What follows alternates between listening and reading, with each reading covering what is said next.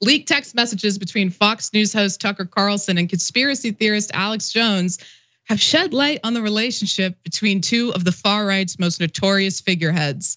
The messages were obtained by HuffPost thanks to Sandy Hook family's lawyer, Mark Bankston. Remember, this is the attorney who was accidentally given a complete digital copy of Alex Jones's phone because Alex Jones hired apparently some very incompetent attorneys to represent him in that trial. So shout out to him for doing that and giving us this wealth of knowledge. Oops. Right. Yeah, big oops.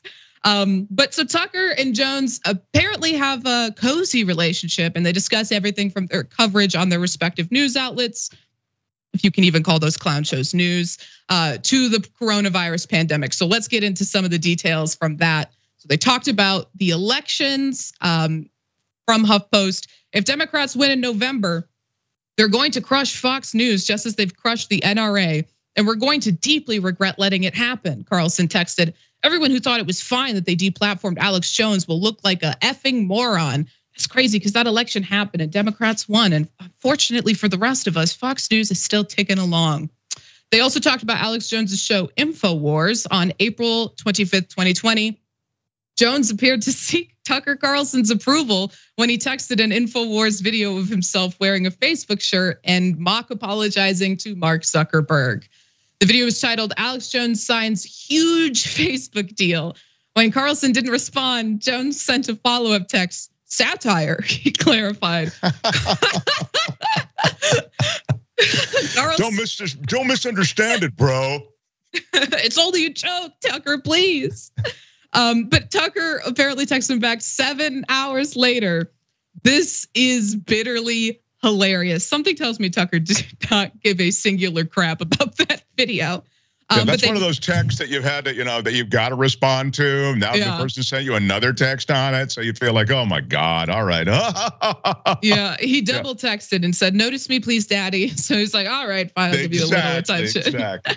But they didn't just talk about Alex Jones's ventures. They also talked about the Daily Caller, which is the right-wing publication founded by Carlson, for not letting InfoWars feature its content on the website.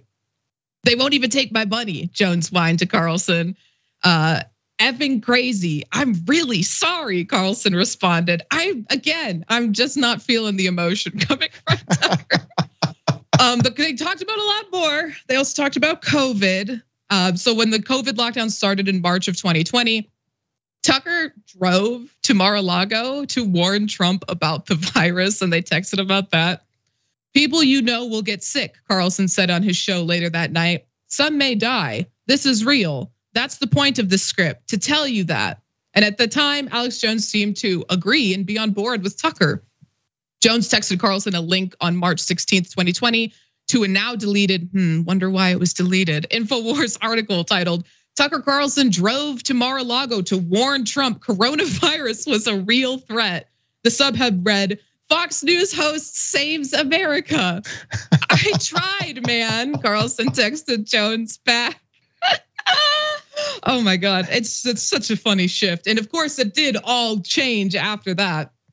So from September 19th, 2019 to May 1st, 2020, Jones and Carlson discussed coronavirus conspiracy theories, traded a few jokes, and had at least one phone conversation after Jones expressed unfounded fears the Democrats were working to get me arrested. Jones also appears to have deleted several of his messages in the conversations he had with Carlson, but of course, these are the texts from the messages he didn't delete. God, I would love to have access to those deleted texts. Yeah. So, what a bromance. It's so much fun to see it. A little lopsided, clearly Tucker's got the upper hand. Jones kind of sucking up to him every which way he can. But you see how they know the truth about things. You see how they take the truth and they decide which side of it, how to twist it, they're gonna actually end up on.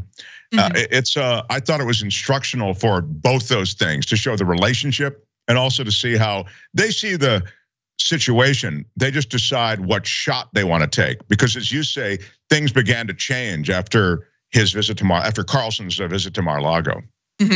And it's definitely, like you said, one-sided, and Alex Jones is so defensive about it. So he did speak to HuffPost about this article, and he said to them, that's just a snapshot of conversations. But I think it's fair to say that most of the time I reach out to him. I'm gonna leave it at that. But he's not a big text guy. He is just coping and seething. I've just got a couple more messages between the two of them and things that Alex Jones said when speaking to the HuffPost.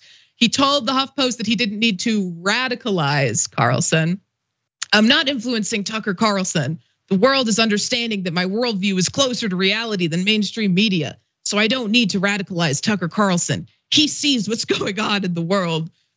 Okay, all right. Yeah, I mean, I think Tucker Carlson's pretty radical. I don't think Alex Jones needs to do anything to make him less of a white nationalist. But apparently, the friendship does go both ways, at least a little bit, because Carlson recently wrote a glowing review for Jones's book, which was published in October, which is, a bold move from Jones because, how it's a bold assumption that your fans can read. But HuffPost reported on this too. They said, if Alex Jones is just a crackpot, why are the most powerful people in the country trying to silence him? Carlson wrote for the blurb. No one bothers to censor the flat earthers. Maybe Alex Jones is onto something. In a phone call with HuffPost, Jones said Carlson has already outed himself as an Alex Jones fan. Mark, are you an Alex Jones fan? Not on my dying day, but I'll tell you that the weird relationship that these two have is really all about popularity, isn't it? I feel like all roads with them lead to how can I become more popular? How can I sell more protein shake in the case of Jones, sell more clicks in the case of Carlson? It's there's no foundation in reality on any of these things, so you kind of have to look to the next level. And it strikes me as it's all, Jones is super performative, right? Everything he does it's theater, and he has to always serve up the theater. And then in the back and forth with Tucker, he's just trying to, I think, curry favor with a guy who's got a network show. It feels that way to me. Yeah, but just to be clear, you don't think that the United States government is conspiring to silence the bold truths that Alex Jones is speaking, such as the water is turning frogs gay?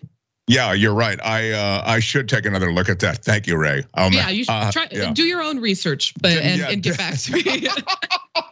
Didn't mean to lose that in the cloud. You're right. Thanks for watching The Young Turks. Really appreciate it. Another way to show support is through YouTube memberships.